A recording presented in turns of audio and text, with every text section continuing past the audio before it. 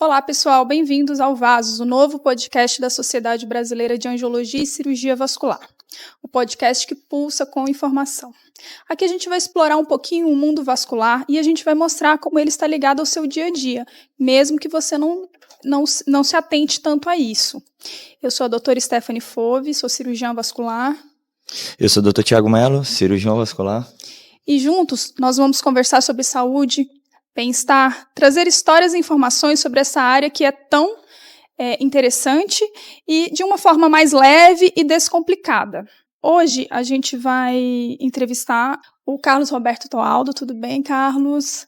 Seja bem-vindo ao nosso podcast. É um grande prazer tê-lo aqui conosco, poder conversar um pouquinho sobre a saúde vascular e também sobre a sua vida, sua história de vida.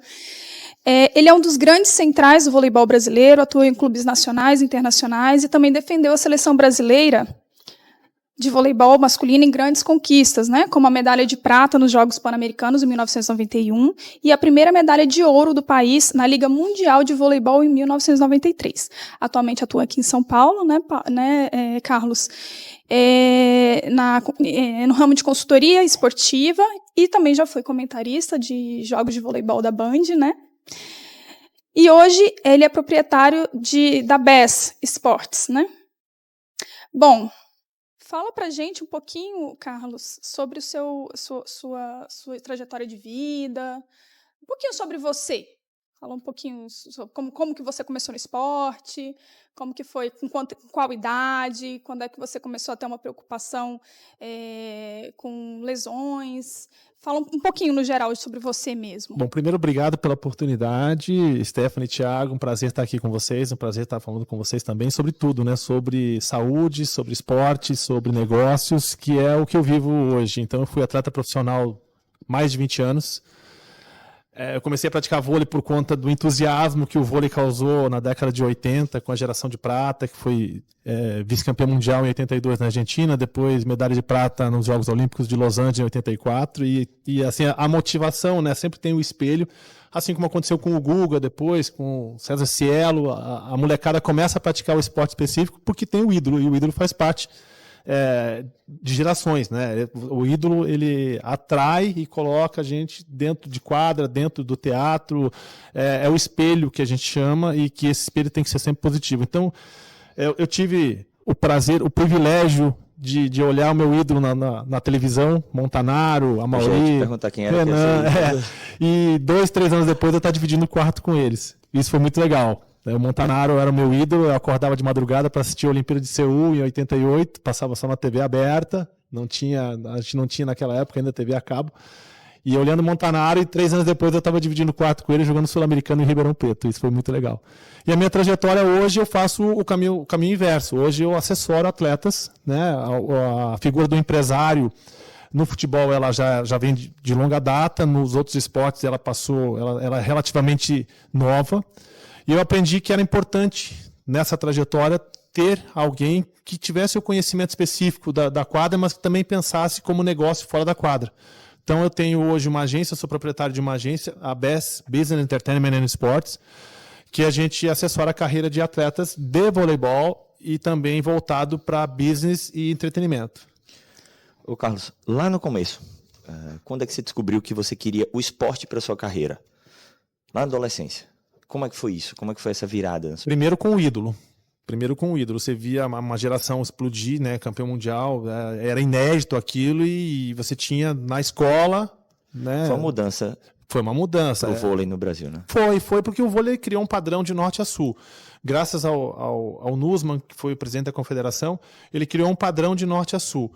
E os resultados vieram. Então, só que nós temos 2 cenários no país. Nós temos o vôlei do Brasil, que é o vôlei da seleção, que tem recurso, que tem TV aberta, que é medalhista olímpico, campeão mundial e que está sempre entre os 3 melhores do mundo. E o vôlei no Brasil, que é um vôlei que pede recurso. Mas ele pede recurso muito por culpa nossa, por culpa de quem trabalha dentro, que não se vê como negócio.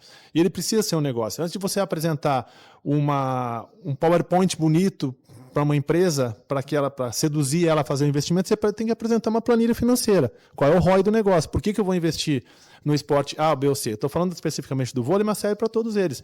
A gente vê como negócio no Brasil o futebol, que ele tem vários ativos. No esporte americano, no modelo de negócio americano, você vê as ligas americanas, NFL, NHL, NBA, é um negócio. A NFL, em 2017, ela distribuiu entre as franquias 17 bi de dólar de lucro. Quando é que a gente vai ter isso aqui no Brasil? Mas o modelo de negócio é diferente. E a gente precisa pensar como negócio. E o atleta não pensa. O atleta ele é treinado para jogar, para se dedicar e para performar como atleta. Ele não pensa que ele mesmo é um negócio. Ele é uma empresa, ele precisa dar lucro para ele mesmo. Quanto melhor ele jogar, melhor ele se comportar, e o digital está aí para ajudar muito nisso, ele ser um influenciador, seja ele para a marca A, ou B ou C, ele se torna um negócio, ele é uma empresa, ele precisa dar lucro para ele mesmo. Quanto melhor ele performar, melhor vai ser o seu contrato seguinte. E por que o atleta brasileiro ele não pensa dessa forma? Por que a gente não consegue o resultado? Porque a gente não é educado para isso. A gente tem um problema sério de educação global, não só no esporte. Os nossos gestores, a gente tem um padrão falo de novo especificamente do vôlei. A gente tem um padrão dentro do esporte, dentro do vôlei, de norte a sul, de capacitação de profissionais. Então você tem excelentes preparadores físicos, excelentes supervisores, excelentes treinadores, porque tem um padrão de norte a sul, mas você não tem excelentes gestores. E a gente vê o esporte como patrocínio. Isso não existe. O patrocínio não existe, existe um investimento. É o ROI, como eu falei anteriormente. Eu coloco X mil reais em determinado produto, eu quero saber o quanto aquilo vai me render. E é isso que acontece. Então a gente precisa se preparar melhores como gestores. Os nossos gestores são muito old school. É o pensamento antigo do patrocínio, do nome na camisa e a placa no ginásio. Isso não existe mais.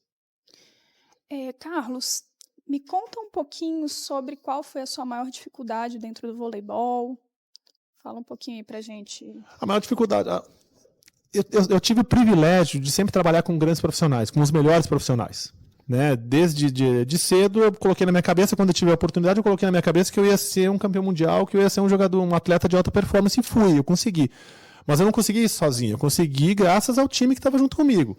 Então, grandes dificuldades, uma dificuldade que eu tive foi numa lesão que eu não sabia o porquê que eu me lesionei e eu acabei depois, né? Depois você aprende mais na dor do que no amor. E eu aprendi depois. Então, eu tive uma lesão muito séria no joelho, que quase interrompeu minha carreira, mas que, graças a Deus, eu estava cercado de bons profissionais naquele momento. Eu me dediquei muito para chegar até aquele momento. E a lesão faz parte do uniforme do atleta, né? Um trauma você não tem como prever. Uma lesão como a minha, eu teria como prever se eu tivesse conhecimento disso. Então, eu não tive grandes dificuldades. A dificuldade, de fato, é você conseguir recurso para poder aplicar aquilo, né? Para você ter um clube, para você ter investimento no esporte. A dificuldade está mais do lado de lá do que de cá. No meu dia a dia, hoje, a dificuldade está do lado de cá, está comigo, de conseguir recurso para aportar, para colocar em projetos esportivos. E foi com qual idade que você descobriu? Com 24 anos. Então, assim, estava praticamente no auge. Hoje, se você vê hoje a longevidade do atleta, que hoje tem atleta com 40 anos jogando final de Olimpíada, maratonista correndo em alta performance com 40 anos, e isso é uma preparação, isso é uma evolução dentro do esporte, né? Eu estaria no início da minha carreira, com 24 anos. Então, se ele não tinha nem começado, já estava abandonando. Eu ia perguntar exatamente isso. Como que você vê o Carlos Toaldo, né? Naquela época, com 24 anos, em relação a esse conhecimento, né? A experiência mesmo, essa né? Experiência. E hoje, os atletas hoje, com 24 anos, como é que está sendo essa conduta, esse cuidado, né?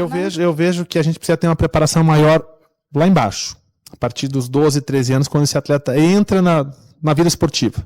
Né? Então ele precisa ter um acompanhamento psicológico, ele precisa ter um direcionamento, porque ele não é obrigado a saber tudo. Eu também não era e ninguém nasce sabendo, e isso a gente constrói. A relação de confiança, a relação de conhecimento se constrói. Se eu tivesse a experiência que eu tenho hoje, o conhecimento que eu tenho hoje com 24 anos, eu faria exatamente as mesmas coisas. Mas eu faria de forma diferente. Eu ajustaria aquilo que eu fiz lá atrás. Né? Teria um conhecimento melhor do meu corpo, por exemplo, né? Da necessidade. Eu falei isso do meio para o final da minha carreira, que o médico e o fisioterapeuta do meu clube era mais importante que o técnico, porque eram eles que me colocavam na quadra. Se eu não tivesse eles, eu não tinha estrutura para estar na quadra. A gente vai falar sobre isso também, sobre conhecimento do corpo, sobre tudo isso. Né? Então, assim, a experiência do atleta hoje, eu vejo que ele está mais ou menos como eu estava com 24 anos. A gente evoluiu pouco nesse quesito. Aí você tem um que pensa diferente, dois que pensam diferente, que são considerados midas, fora da curva. Tal. Mas não é porque ele buscou um pouquinho mais de conhecimento, e o conhecimento está aqui. Hoje, com acesso às informações do jeito que a gente tem, é um pouquinho de proatividade para você buscar o conhecimento. Então você diria assim que um Cristiano Ronaldo, ele chegou aos 39 anos, no ápice da longevidade. Vamos pegar outros exemplos, como Zé Roberto, que jogou aí até os 40, Sidorf, que jogou aqui no Brasil. Por que a gente tem tanto atleta aposentando cedo? Você daria o mesmo destino que você falou agora, tipo, lesões, mau cuidado da carreira? Eu vou parafrasear o Ronaldo Fenômeno.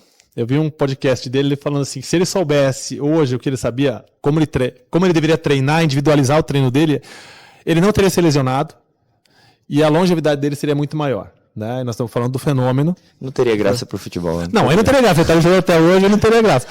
Então, assim, o atleta... A geração anterior à minha foi laboratório, e a minha foi laboratório para as próximas, e a de hoje serão laboratório para as próximas também. E é normal isso acontecer, é uma evolução.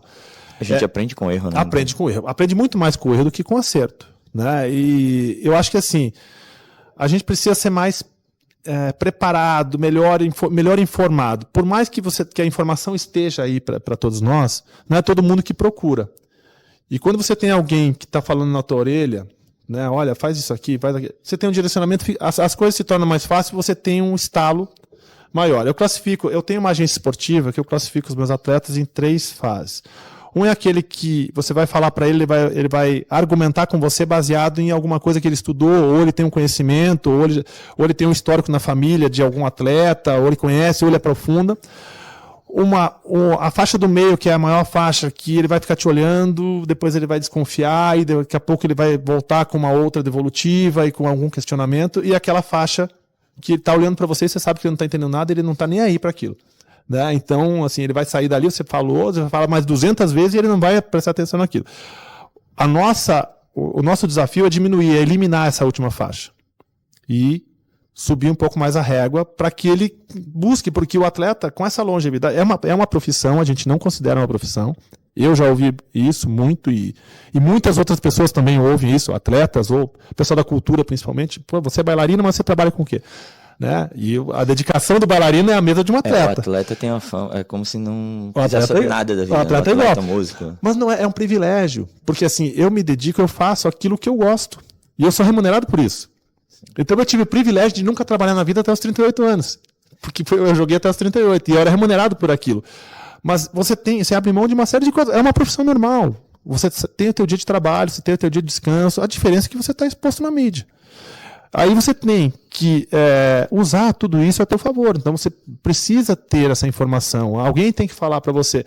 E na minha época eu não tinha o empresário. O empresário veio para fazer o contrato, mas na minha concepção de empresário, ele é mais 360 do que isso. Né? Ele precisa dar informação, ele precisa argumentar com o atleta, ele precisa cuidar da parte profissional mesmo, que é onde vai remunerar todo mundo. E me diga uma coisa, pensando nos seus encarregados aí, nos seus atletas que hoje são gerenciados por sua marca, como que você consegue gerir eles da parte médica? Eu não tenho a competência suficiente para isso, mas eu sei quem tem. Então, eu falo muito isso. Mal é mal eu saber dar tapa na bola, mas eu sei quem sabe fazer o resto. Então, eu acho que é a função do grande gestor. Não é que eu estou falando que eu sou um grande gestor. Eu estou me preparando para isso, busco a excelência, quero ser melhor, né? Amanhã eu quero ser melhor do que hoje, mas eu conheço muita gente e eu passei a aprender isso depois da lesão. Foi na dor. Então, assim, a evolução da medicina, a evolução da fisiologia no esporte, tá aí. A gente está vendo o atleta performar com 40 anos, o que era... Quando eu jogava, e eu nunca vou falar isso quando eu jogava, esse saudosismo, eu falei que eu nunca ia fazer e estou fazendo. Com 30 anos, com 30, 32, era pós-carreira, você já tinha terminado a tua carreira. Então você tinha que remunerar, ser monetizado nesse curto espaço de tempo e não sabe o que vai fazer depois. Mas hoje você tem ferramentas e a gente vê muita coisa, né? Aquela própria meia de descompressão que o atleta usa na panturrilha, tem aquela bota também do recover. Não tinha na nossa época. Eu falo de novo do vôlei, que é o universo que eu vivo, é desumano a rotina, principalmente de seleção.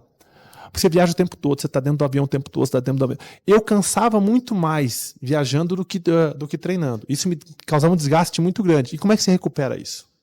Né? Então, a medicina evoluiu para isso. A gente tem casos aí de recuperação rápida de lesão. A Macris, que é a levantadora da nossa seleção, em Tóquio, ela torceu o pé, acho que na primeira ou segunda rodada, todo mundo falou que ela estava fora da Olimpíada. Em 4 dias, o fisioterapeuta colocou ela na quadra de novo. 4, 5 dias. Impossível isso. Assim, é inimaginável uma coisa dessa.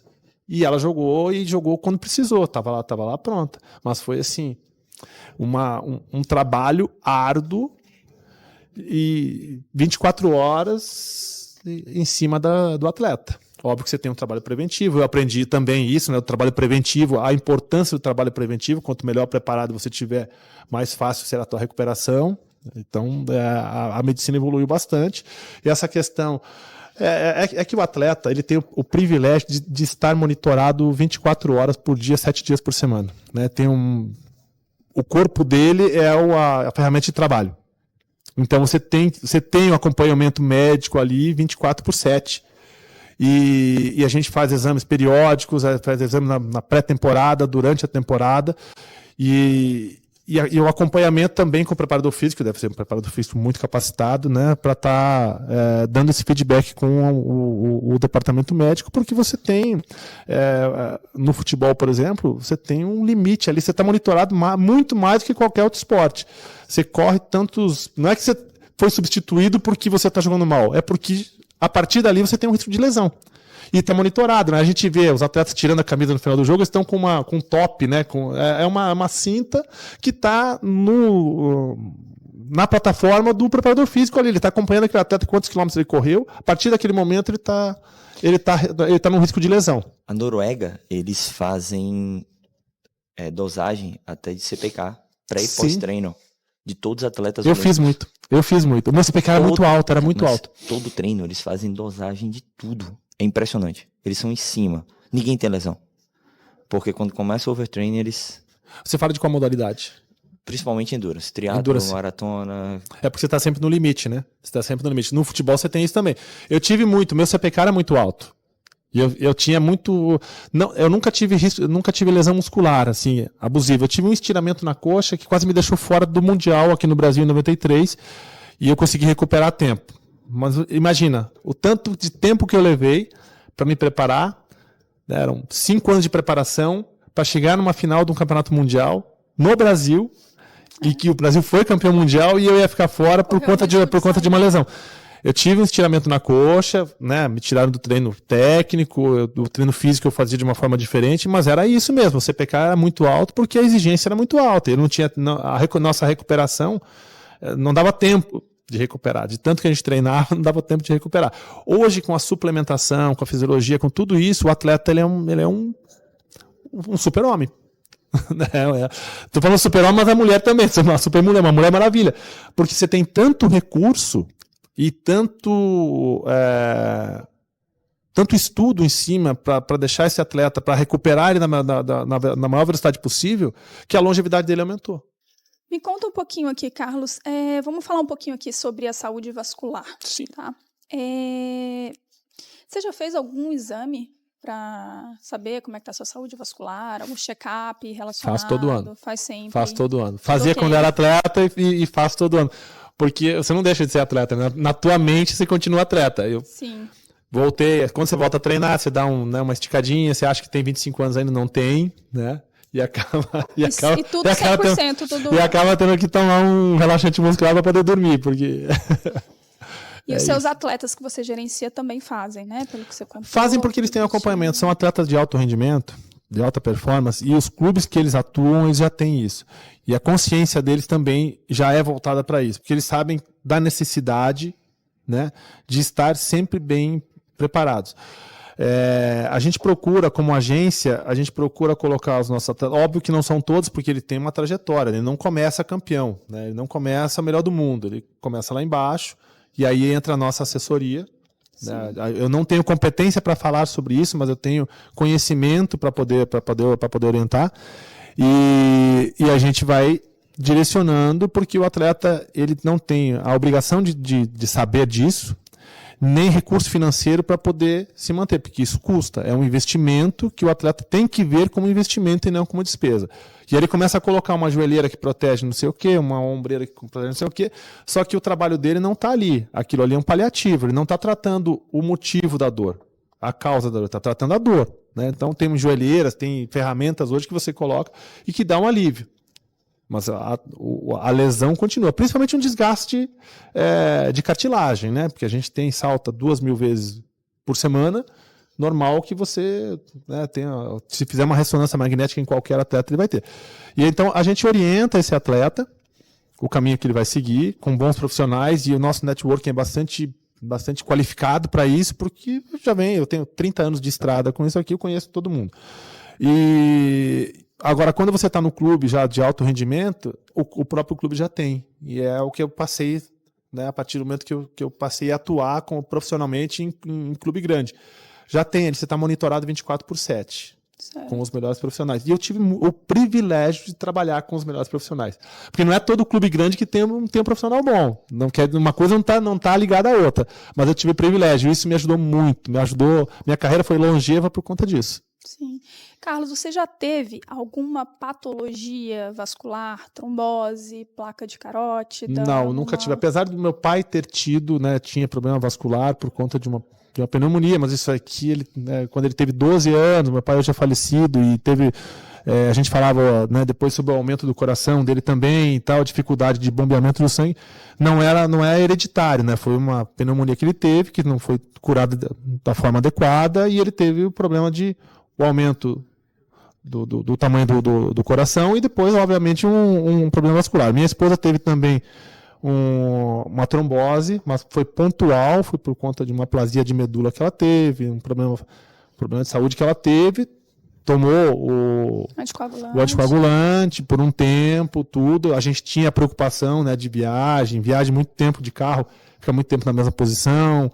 E ela ainda deve ter você tem costume de usar meia elástica? Não, eu não uso.